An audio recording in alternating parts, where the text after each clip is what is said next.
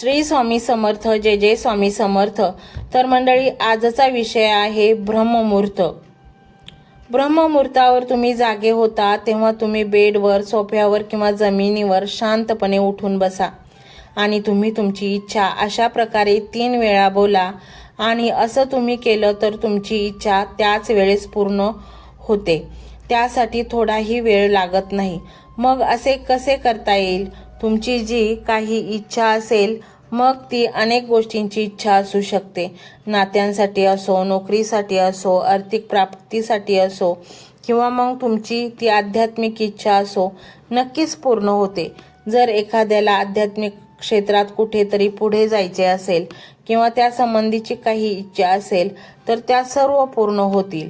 जेव्हा ब्रह्ममुहूर्तावर आपण असे 3 वेळा बोलू, आम्ही तुम्हाला याबद्दल संपूर्ण तपशील सह सांगणार आहोत, म्हणून व्हिडिओ शेवटपर्यंत पाहत राहा, जेणेकरून तुम्हालाही त्याचे रहस्य कळेल आणि तुम्हालाही या जगातील सुख सुविधा मिळू शकतील।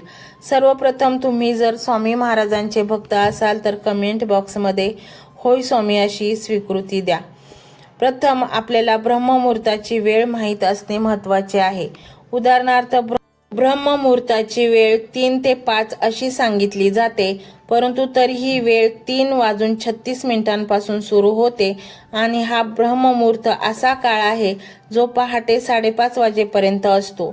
जर तुम्ही इतर कोणत्याही देशात राहत असाल, त्यातून तुम्हाला या काळाची माहिती नसेल की आता ब्रह्ममुहूर्त कधी आहे, तर मग तुमचा सूर्य किती वाजता उगवतो ते पहा। त्याच्या 1.5 तास आधी ब्रह्ममुहूर्त असतो। काही जण परदेशात राहतात, तिथल्या सूर्योदयाची वेळ तुम्हाला जाणून घ्यायची असेल तर तुम्ही गुगलवर तपासू शकता। तुमच्या देशात सूर्य किती वाजता उगवेल त्याच्या आधीचा तो 1.5 तास म्हणजे ब्रह्ममुहूर्त होय। अशा वेळी आज आम्ही तुम्हाला जे सांगणार आहोत ते तर स्वतः ब्रह्ममुहूर्तावर आल्यावर केले तर तुम्हाला सर्व प्रकारचे सुख आणि सुविधा आणि त्या सर्व आध्यात्मिक गोष्टी मिळू शकतात।